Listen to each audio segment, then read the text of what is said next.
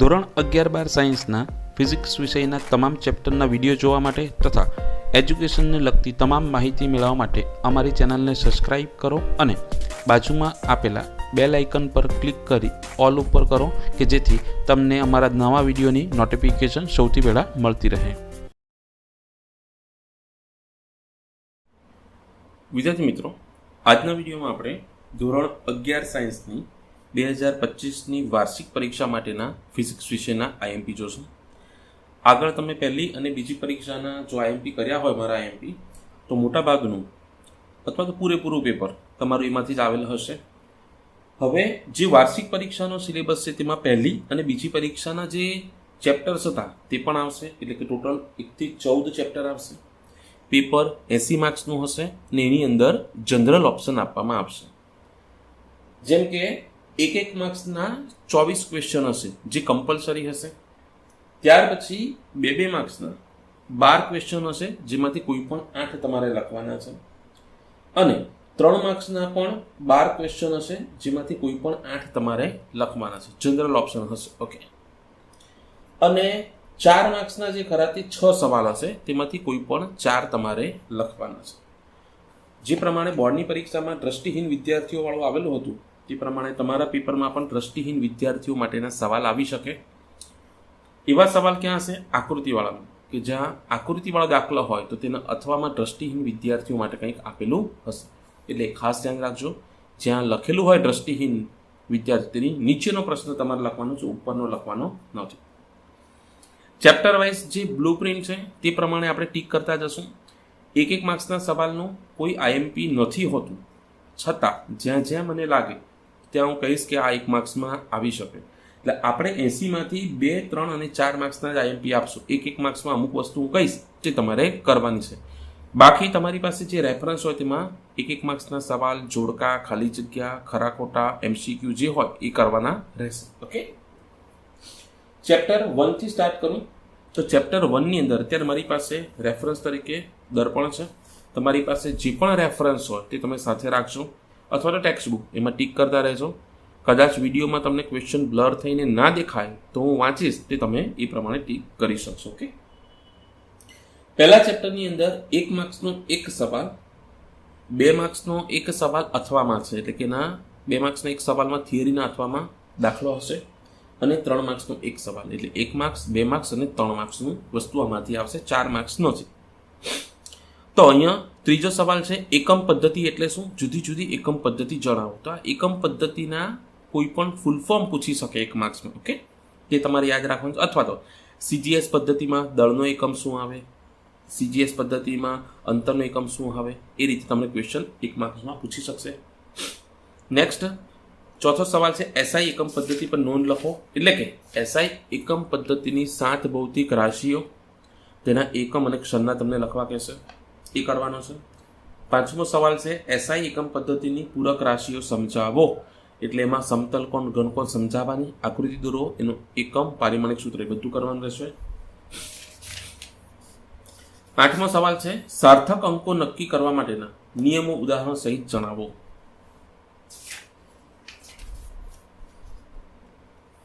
Next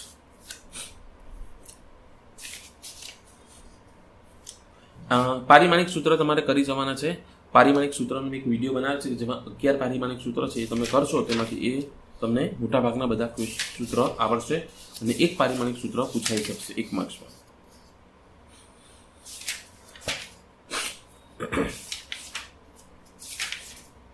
ઉદાહરણમાં થિયરીમાં જે કીધા તેટલા જ ક્વેશ્ચન કરવાના છે. ઉદાહરણની અંદર પહેલો, પછી બીજો ઉદાહરણ 1 માર્ક્સમાં, પહેલો, બીજો, પછી 5મું ઉદાહરણ કરવાનું છે, પહેલો, બીજો, 5મું. સ્વાધ્યાયમાં પહેલો અને બીજો સવાલ 1 માર્ક્સમાં ખાલી જગ્યા પૂછી શકે, એટલે પહેલો, બીજો. પછી 7મો, 9, 7, 9. પછી 10મો કોઈ પણ એક તમને સાર્થક અંકો પૂછી શકે કોઈ પણ 1 માર્ક્સમાં. પછી 14. આટલી વસ્તુ તમારે ચેપ્ટર 1 ની અંદર કરવાની છે. નેક્સ્ટ ચેપ્ટર 2, સુરેખ પથ પર ગતિ. એમાં બ્લુપ્રિન્ટ પ્રમાણે એક માર્ક્સના 2 સવાલ અને 3 માર્ક્સનો 1 સવાલ છે. તો હવે આની અંદર જોઈએ આપણે 13મો સવાલ છે નિયમિત પ્રવેગિત ગતિના સમીકરણો આલેખની રીતે જણાવો. એ કરવાનો છે. 15મો સવાલ મુક્ત પતન એટલે શું? મુક્ત પતન પામતા પદાર્થ માટે ગતિના માત્ર સમીકરણો લખો. ઉદાહરણ 1, 2.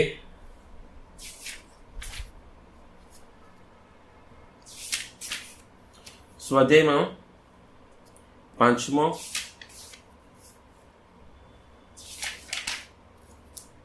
14, 5, 14. આટલી વસ્તુ તમારે કરવાની છે. નેક્સ્ટ 3જું ચેપ્ટર સમતલમાં ગતિ. બ્લુપ્રિન્ટ પ્રમાણે 1 માર્ક્સનો 1 સવાલ, 2 માર્ક્સનો 1 સવાલ, 3 માર્ક્સનો 1 સવાલ અથવામાં અને 4 માર્ક્સનો 1 સવાલ. એટલે કે બધી જ વેરાયટી છે, એટલે મોટા ભાગના ક્વેશ્ચન આની અંદર આપણે કરવા પડશે.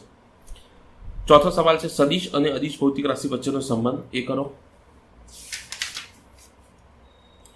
11મો સવાલ સદિશ સરવાળ માટે ત્રિકોણની રીત સમજાવો.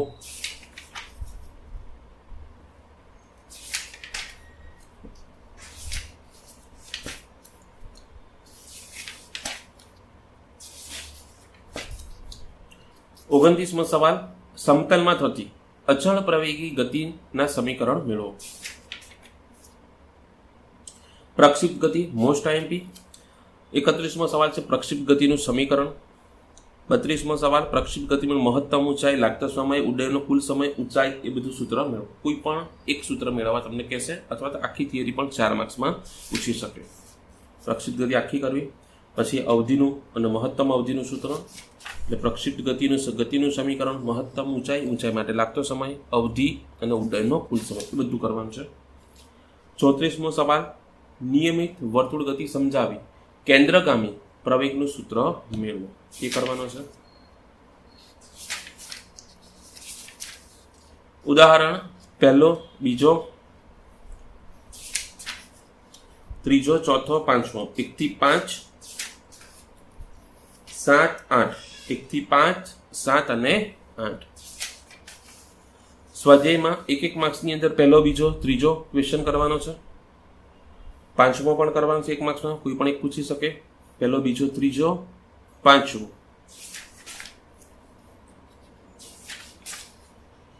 નેક્સ્ટ 12, 13, 14, 12, 13, 14, 17, 18, 22. આટલી વસ્તુ તમારે કરવાની છે.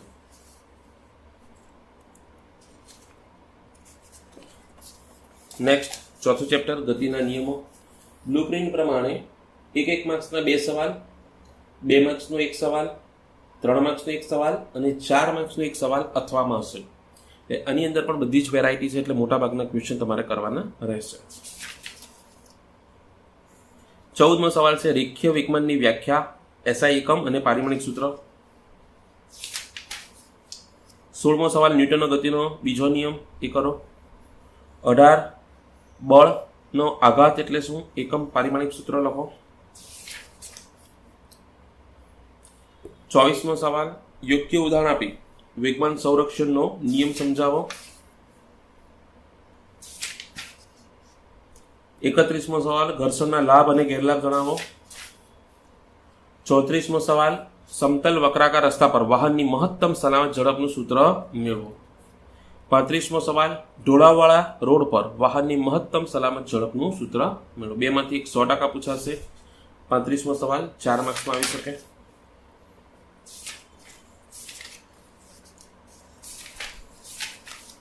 ઉદાહરણ 2, 4,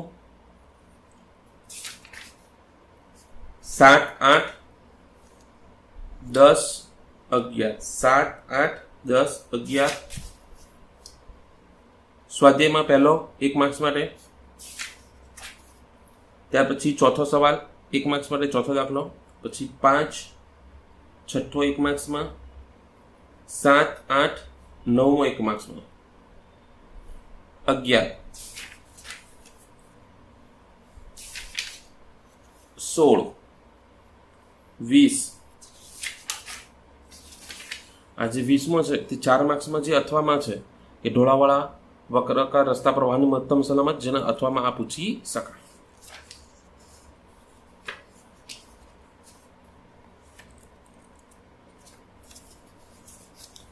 નેક્સ્ટ 5મું ચેપ્ટર કાર્ય ઉર્જા અને પાવર.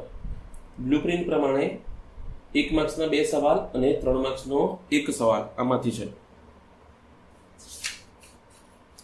તો બે સદિશ વચ્ચેનો ખૂણો શોધવા માટે 1 માર્ક્સની અંદર તમને પૂછી શકે કે એ સદિશ ડોટ બી સદિશ બરાબર AB cos θ કરતા બનાવો, એવું કંઈક 1 માર્ક્સમાં આવી શકે. આ રહ્યો 10મો સવાલ, એના પરથી દાખલો આવી શકે. ત્યાર પછી 17મો સવાલ, પદાર્થ પર થયેલું કાર્ય શૂન્ય ક્યારે હશે, 1 માર્ક્સમાં એમાંથી પૂછી શકે. ત્યાર પછી 20મો સવાલ, એક પરિમાણમાં ચલ બળ વડે થતું કાર્યનું સૂત્ર મેળવો કરો. 21મો, એક પરિમાણમાં ગતિ કરતા પદાર્થ પર ચલ બળ માટે કાર્ય ઉર્જા પ્રમેય લખો.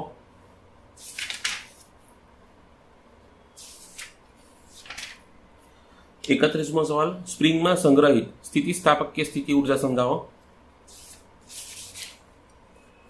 35મો સવાલ, પાવર પર નોંધ લખો. 37, એક પરિમાણમાં સંપૂર્ણ અસ્થિતિસ્થાપક અથડામણની ચર્ચા કરો. 38, એક પરિમાણમાં સ્થિતિસ્થાપક અથડામણ બાદ ઝડપના સૂત્ર મેળવો. 40મો, દ્વિપરિમાણમાં સ્થિતિસ્થાપક અથડામણની ચર્ચા કરો. ઉદાહરણ પહેલો, છઠ્ઠો, 8મો, પહેલો, છઠ્ઠો, 8મો, 10મો. સ્વાધ્યાયમાં પહેલો 1 માર્ક્સમાં કોઈ પણ એક. ત્યાર પછી છઠ્ઠો 1 માર્ક્સમાં કોઈ પણ એક પૂછી શકે. 7મો 1 માર્ક્સમાં ખરા ખોટા. પછી 9મો અને 10મો 1 માર્ક્સમાં MCQ. 11મો પણ 1 માર્ક્સ માટે.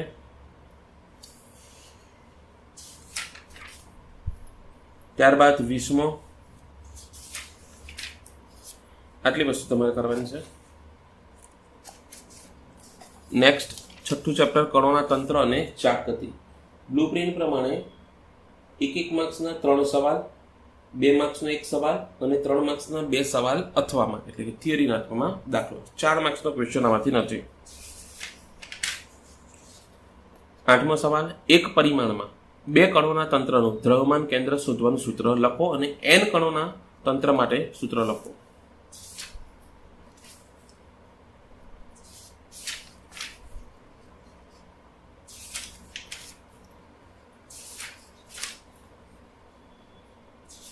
નેક્સ્ટ 30મો સવાલ, ચાક ગતિ કરતા પદાર્થ માટે રેખીય વેગ અને કોણીય વેગ વચ્ચેનો સંબંધ મેળવો.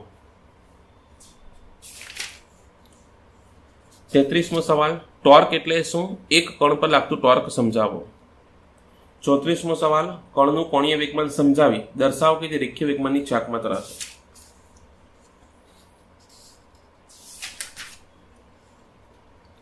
42મો સવાલ, આદર્શ ઉચ્ચાલનની રચના કાર્ય સમજાવી બળની ચાક માત્રાનો સિદ્ધાંત સમજાવો.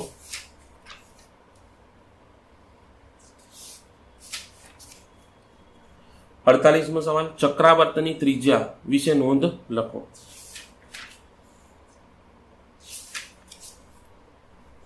53મો સવાલ, ટોર્ક અને જડત્વની ચાક માત્રા વચ્ચેનો સંબંધ મેળવો. 56મો સવાલ, કોણીય વેગમાનના સંરક્ષણનો નિયમ લખો અને ફરતી ખુરશીમાં બેઠેલી છોકરીના ઉદાહરણની ચર્ચા કરો.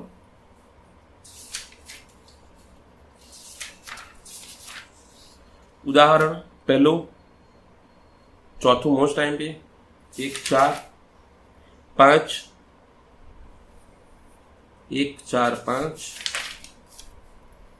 11. સ્વાધ્યાયમાં બીજો, ચોથો, 5મો, 2, 4, 5.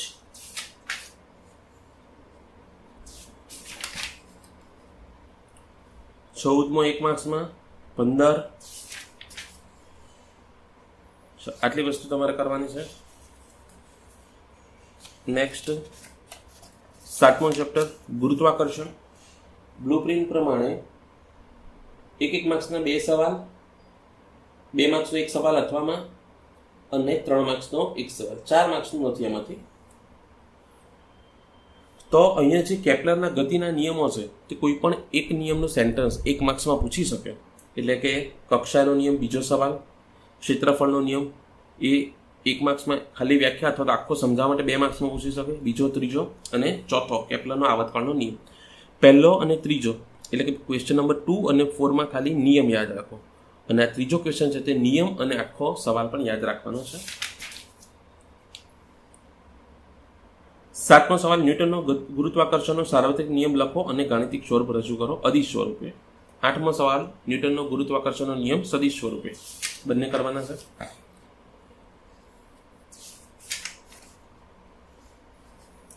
14મો સવાલ પૃથ્વીની સપાટીથી ઊંચાઈ સાથે ગુરુત્વ પ્રવેગ જીમાં થતા ફેરફાર શોધવાનું સૂત્ર મેળવો. તે જ પ્રમાણે 16મો સવાલ ઊંડાઈ માટે કે પૃથ્વીની સપાટીથી ઊંડાઈ સાથે જીમાં થતા ફેરફારનું સૂત્ર તારવું.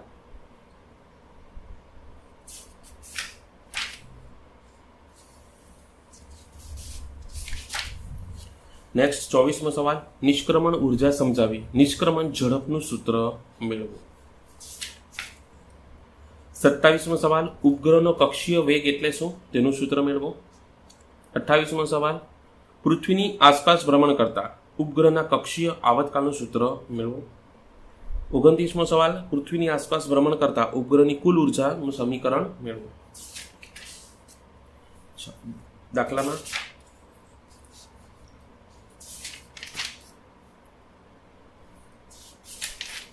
ઉદાહરણમાં છઠ્ઠો એક જ દાખલો કરવાનો છે, ખાલી છઠ્ઠો. સ્વાધ્યાયમાં બીજો 1 માર્ક્સમાં, પછી 5મો 2, 5, છઠ્ઠો 1 માર્ક્સમાં 2, 5, 6, ત્યારબાદ 12મો 13મો 14, 15, 16, 12, 13, 14, 15, 16, 17, 18, 19. આટલી વસ્તુ તમારે કરવાની છે. આ પાર્ટ 1 કમ્પ્લીટ થઈ ગયો.